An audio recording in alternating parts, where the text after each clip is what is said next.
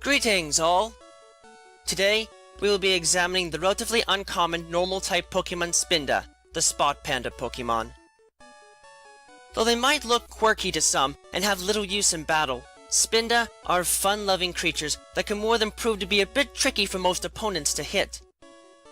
Spinda have a body shaped like that of a panda as a result of their close relationship to them, but lack digits on their hands and feet, their feet in particular being very small and flat on the bottom with a red spot on their underside.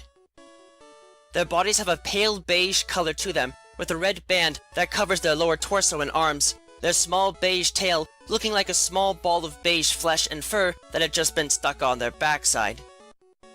Their round head has a pair of long, rabbit-like ears with a swirl marking on each ear, and their eyes equally have the appearance of coiled swirls, though in truth, these are just fur markings, and their eyes are actually very small and easily missed under their fur.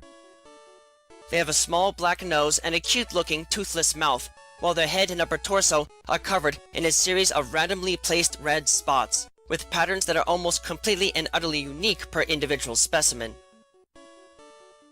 Spinda are unique creatures that have managed to master the biological art of walking in wobbly lines as a defense mechanism against predatory attack. These creatures, despite being of a decent size, are actually very light and are easily knocked around by even the softest of blows, and don't have much going for them in the way of noticeable offense or defense, leading them to be poorly equipped, seemingly, for survival in the wild. However, these creatures have adapted the use of a special avoidance technique to keep them safe from attack: the Dizzy Stupor.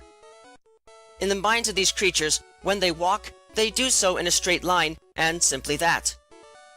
In reality, however, their inner ears are purposefully out of sync with their brains, so while they think they are walking in a straight line, they are actually tottering back and forth in a semi-random, almost drunken step, like they were dancing, wobbling to and fro if they start walking more than a few steps in any general direction.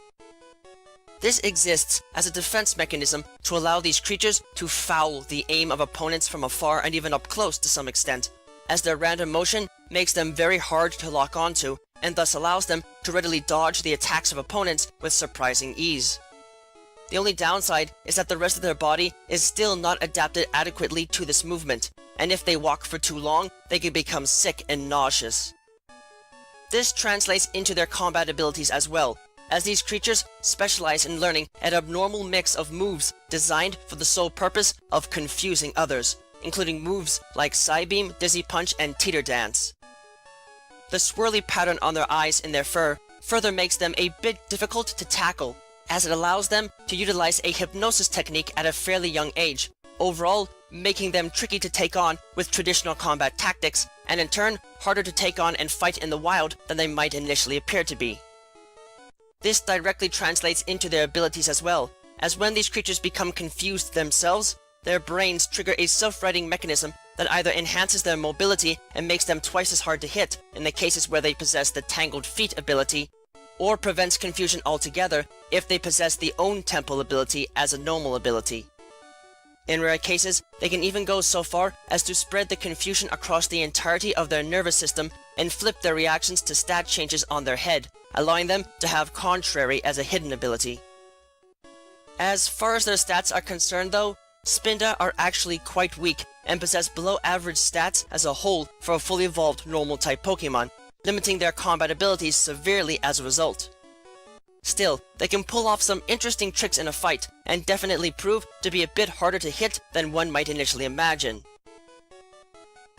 Aside from their odd powers though, Spinda stand out from other Pokemon as a result of the unique spot patterns that occur on their body. These creatures have an unusual gene combination in their body that creates a series of random spots on their head and upper torso that is prone to mutating quickly and radically, producing an incredible array of spot patterns.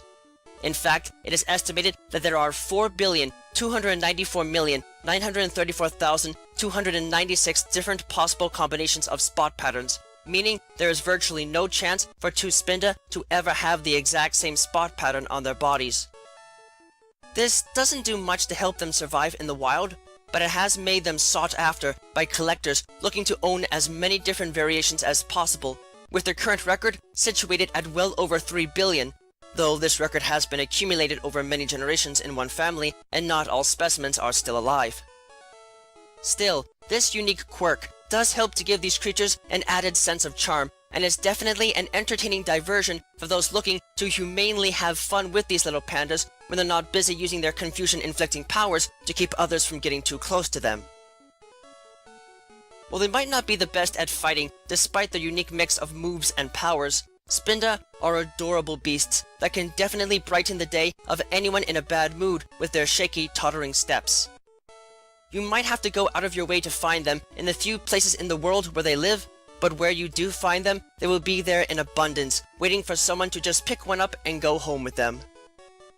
If you do decide to go out and get one of these creatures and have them around as a pet, just make sure that you take into consideration their own health as you enjoy the look of their wobbly steps. They might be able to put up with some walking for a little while, but make them mad and forcing them to move for too long, and they will gladly bring you into the mix by inflicting confusion on you, leading you to totter back and forth just as wildly as they can, without the right biological mechanisms to keep yourself from drunkenly tottering into everything in front of you.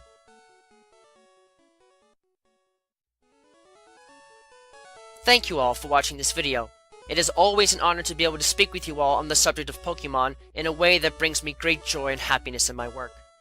If you would like to keep tabs on past and future work, click that subscribe button, check out my work on DeviantArt, and don't be shy about following me on Twitter, where you can find pertinent announcements on upcoming work before it is officially posted. Links to both can be found in the video description.